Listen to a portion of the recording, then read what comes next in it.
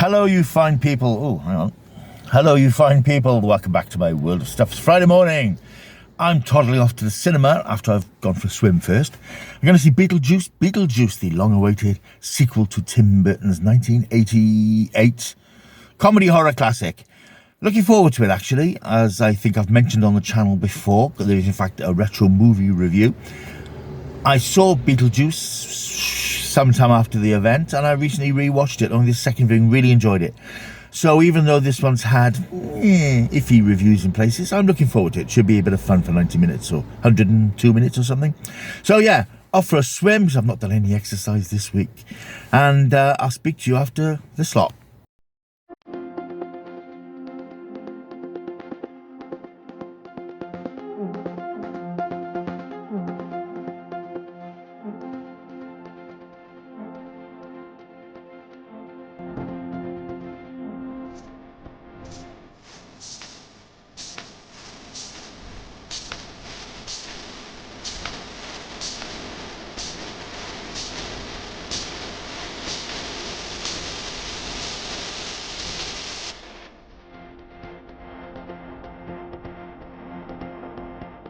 The next day. So Beetlejuice is the belated sequel to 1988's Beetlejuice, Tim Burton's first and probably biggest and best remembered commercial hit, to the extent that a sequel was mooted almost immediately. And there have been various versions of that film touted over the years. There was going to be, I think, Beetlejuice in Miami, various different stories. But as the years rolled by, the film never happened, and it looked as if we'd never get to re-enter the weird world of Beetlejuice. When a sequel was announced a couple of years ago, a lot of people were quite surprised that it was finally going to happen, mainly because it seemed as if Tim Burton was winding his career down a little bit, and I think most people agreed that with 30 odd years having passed since the previous film, perhaps the heat had gone out of the franchise and there was no real appetite for a new one, much as people fondly remember the first one, of course. But the sequel's now arrived, it's in cinemas.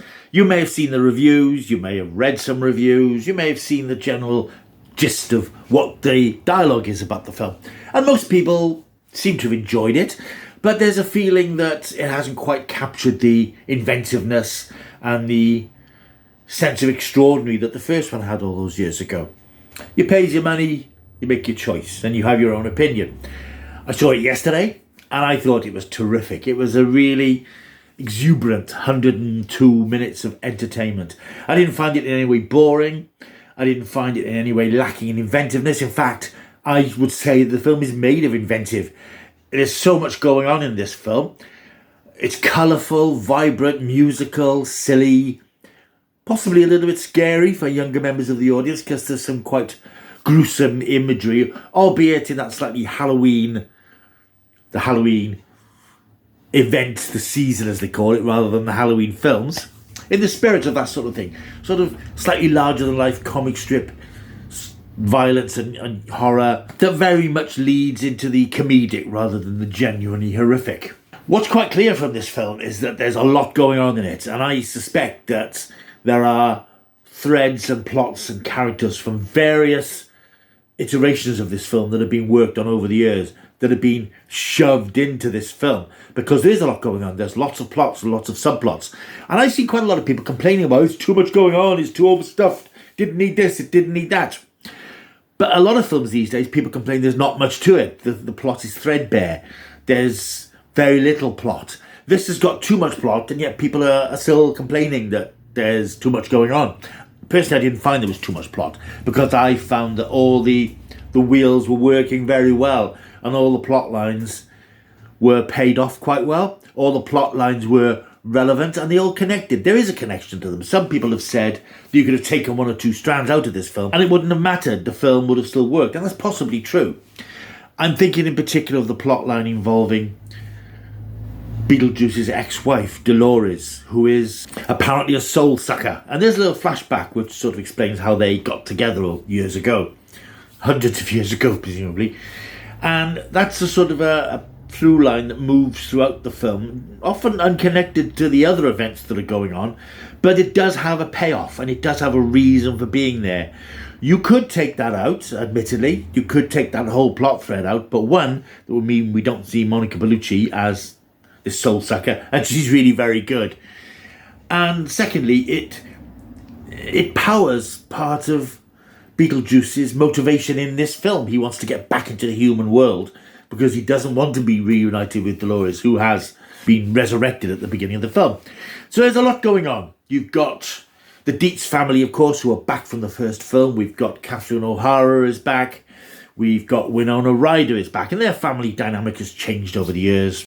When we meet Lydia, played by Winona Ryder at the beginning of the film, she is now slightly haunted by her memories of her close encounter with Beetlejuice all those years ago. But she now runs a fairly cheap rent TV series podcast type thing called Ghost House, which is produced by her rather oily boyfriend Rory, played by Justin Theroux. Her stepmother Delia, played again by Catherine O'Hara, she is about to hold a funeral for her husband Charles, who has died since the last film was made. The truth, of course, is that he was played by Jeffrey Jones, now a convicted sex offender, and unlikely to be asked to come back to a big-budget Hollywood movie. Anyway, he's died. He's been killed in a amusing aircraft accident / shark attack, which is reenacted by way of some stop-motion animation, an example of the film's inventiveness again.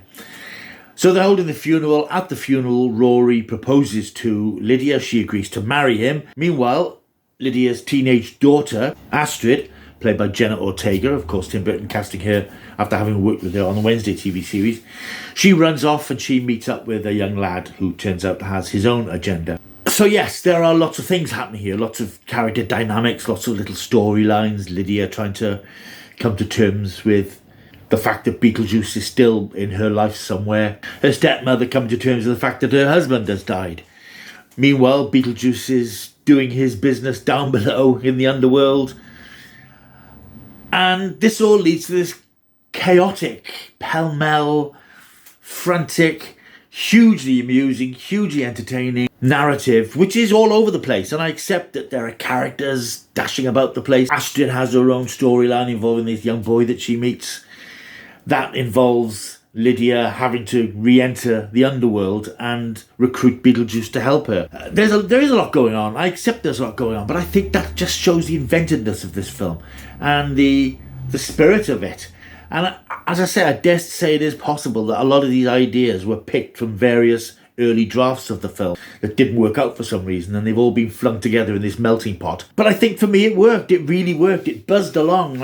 I just found it sparkling. It has all that dynamism and charisma and sheer vibrancy of a Tim Burton film. Nobody makes films like Tim Burton does anymore. And we know from the off where we are with this film, because we've got this really clever camera shot panning over the model town that's so fundamental to the first film, with another typically Danny Elfman score. His music is great, even though you know exactly what you're going to get. And then it opens up, we reintroduced all these characters that we remember from the first film. Michael Keaton as Beetlejuice, of course, an incredible performance. And of course, what's so good about the characters, because of the layers of makeup, the costume and everything, he doesn't look any older than he did in the original film. But to be fair, Michael Keaton is one of those actors who never seems to age very much anyway. But no, he looks exactly as he did in 1988, and he behaves exactly the same way. And the film has a beautiful mix of practical effects. I think that's something Tim Burton particularly wanted to do. He didn't want to fill it with CGI. I mean, there are bits of CGI here and there because you need to make use of the tool, just don't let it dominate. But there's lots of practical effects and physical things,